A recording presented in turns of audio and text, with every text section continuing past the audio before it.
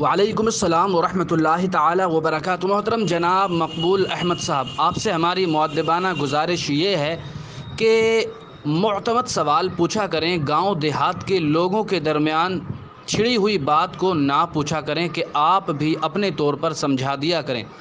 آپ نے فرمایا قرآن شریف بھولنے پر کیا گناہ ہے اور بھولنے کا کیا مطلب ہے؟ کیا یہ ہے کہ دیکھ کر بھی نہ پڑھ سکے؟ جواب: محترم، قرآن شریف اللہ رب العزت کا کلام ہے، بے شمار فضیلتیں، رحمتیں، برکتیں اس کے پڑھنے والے کو حاصل ہوتی ہیں، اور اسے دیکھنا، چومنا، چھونا بہر صورت عبادت ہی عبادت ہے۔ یہ بہت عظیم کتاب ہے، اور جو بندہ اس کو زبانی یاد کر لے تو اس کے بارے میں تو کہنا ہی کیا، بے شمار فضیلتیں حضور علیہ السلام نے اس کے لیے بیان فرمائی ہیں۔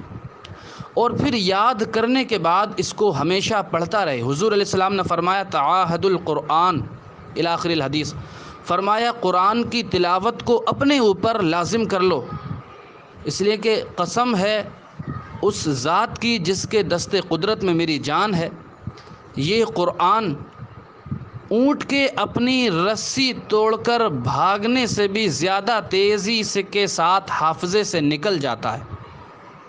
اور ایک دوسری حدیث میں فرمایا، بخاری شریف کی حدیث ہے، فرمایا قرآن پڑھنے والے کی مثال اونٹ کے مالک جیسی ہے جو کہ بندھے ہوئے ہوں۔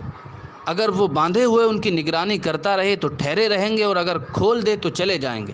لہٰذا حافظ قرآن قرآن کو یاد کرتا رہے تو یاد رہے گا، اور اگر یاد نہ کرے، پڑھنا چھوڑ دے تو بھول جائے گا۔ مشکوٰۃ شریف کی حدیث ہے، حضور علیہ السلام نے فرمایا جو قرآن سے غافل ہوا اور بھول گیا تو اللہ تعالیٰ سے قیامت کے دن اس حال میں ملاقات کرے گا کہ اس کا ہاتھ کٹا ہوا ہوگا۔ اللہ اکبر کبیرہ۔